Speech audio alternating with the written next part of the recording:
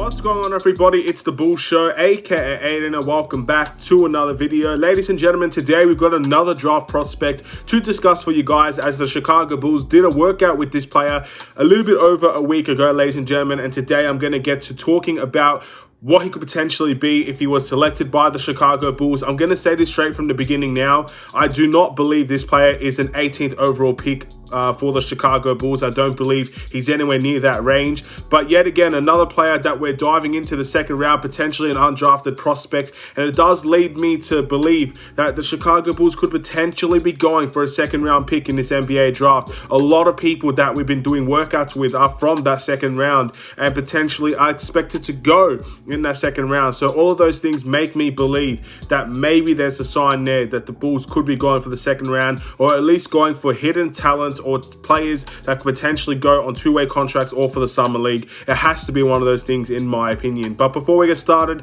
please like and subscribe to the Bulls Show, turn notifications on, and let me know in the comments below your thoughts about the Chicago Bulls potentially looking at Josh Minott today, ladies and gentlemen. That's the player that I'm going to be talking about. The Bulls did a private workout with him, and overall he's an interesting player, I have to say. But again, it's definitely not someone that I'm looking at with the 18th overall pick, and I'll get to my positives and negatives about him a little bit later. But he played for Memphis, ladies and gentlemen, 33 games for Memphis, and he averaged 6.6 points, 3.8 rebounds, 0.9 assists, shooting 52.2% from the field, 14.3% from the three-point line. He's a 6'8", listed as a guard, but in my opinion, in the NBA, he will be a wing player, will be a forward.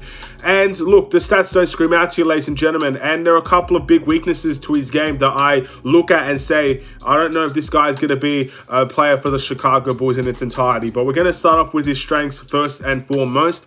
Most of the points that he gets is usually finishing around the rim. I think he's a decent slasher and could potentially take that game to the NBA level. Without a shadow of a doubt, I do feel like that's where the most of his points will come from. Transition, come from being able to slash the basket, being able to finish around contact. He might not be the biggest guy in terms of, I guess, putting on muscle and stuff like that. He probably needs to work on his physicality so he can finish around the NBA level. But in college, he did fairly well when it comes to that. He wasn't the best guy in that university. He wasn't the best player on his team. But at the end of the day, that's where he did get a lot of the points and a lot of the opportunities.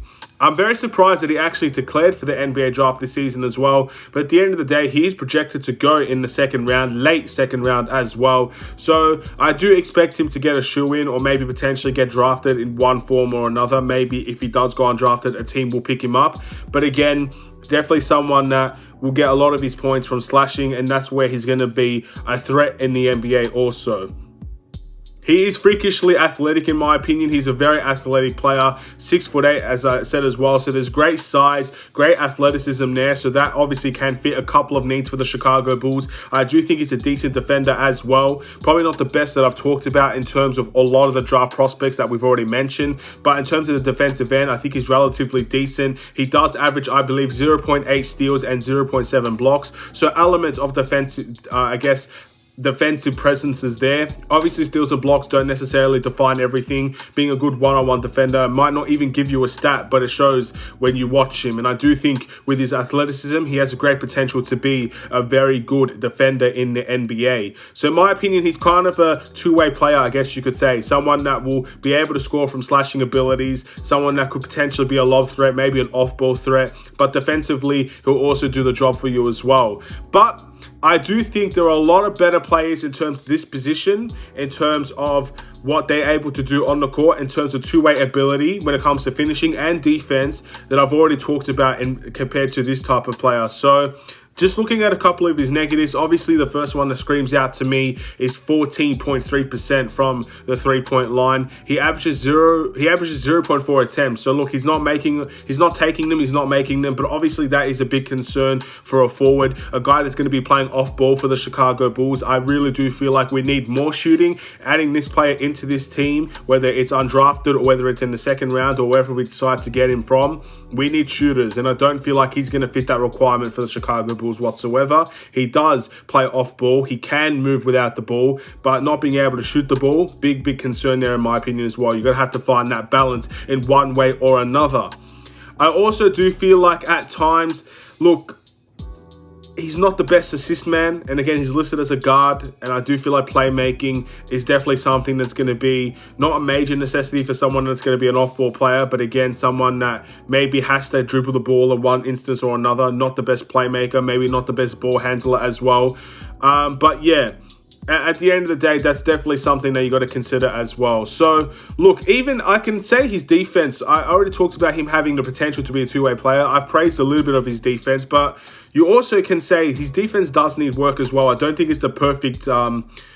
I don't think it's perfect, let's just say, from what I've seen personally. I think there's good qualities there. Obviously, his athleticism is a big key factor that helps him become a somewhat decent defender, a good defender, and could potentially be a good defender in the league. But it does need work. And again, when you're versing better athletes, when you're versing guys that are just as athletic as you are, that could definitely be something that is exploited at the NBA level as well. So keep that in mind. But again, with the 18th overall pick, I honestly can say I do not want this player with the 18th overall pick. No disrespect to Josh Minott whatsoever. I feel like, again, everybody's working hard to get to the pros. Everybody wants to accomplish their dreams. Everybody wants to... Again, he's working hard for it. So I'm not going to disrespect him and say he's not an NBA player. I won't say that about any person that's really working hard to get to where they need to be. But with the 18th overall pick, you got to look at what the first round has available, and I do feel like there are a lot of players, and a lot of them that I've already talked about in relation to videos, that probably do fit the bill with the 18th overall pick, even probably a second round pick better than what Josh Minott would be. But if he goes undrafted, I could see this guy being given a chance in our summer league. I could potentially see this guy maybe working his way through the G League and developing from there. Because at the end of the day, no player doesn't have potential that's entering this NBA draft. Again, they're very young players. He's only played 1 year for Memphis, so he's still very, very young. There's always room to improve there, in my opinion. But with the 18th overall pick, as I said before, I feel like we need to have a direction that we go in. We need to pick the best available. He's not the best available. I don't think he has the most potential out of all the players that I've talked about. And it's ultimately up to him to really prove me wrong in that instance. If we give him a chance in the Summer League, I can't wait to see what he can bring to that team. If we give him a chance in terms of a two-way contract, maybe we sign him into the G League. Or maybe he's just not for the Chicago Bulls whatsoever. We did have a workout with him. I don't know how that workout ended up going, but at the end of the day, I don't necessarily feel like this is the best player to be talking about. So if you agree or disagree, let me know in the comments below. Hopefully I said that as respectful as possible. Again, I'm never going to call a player trash or anything like that. I think he has good aspects. He obviously is a hardworking player, and we'll just wait and see what the NBA can come. I think he could be a good NBA player, but I just don't think he's the best available for what we have at this point in time. Thank you for watching. Please like and subscribe if you're new. Have a wonderful and safe day, Bulls Nation. I'll see you in another Chicago Bulls video. More draft prospects on the way, so stay tuned for all of them. The draft is fairly soon. It's less than a month away. So we do have a lot more, I guess, to talk about. We're going to be talking about a lot of the Bulls interviews and workouts that they've already done. And of course, a lot of recommendations that have been provided to me. We're going to try and get as many of these draft prospects over the line as possible. So stay tuned for all of them. Take care and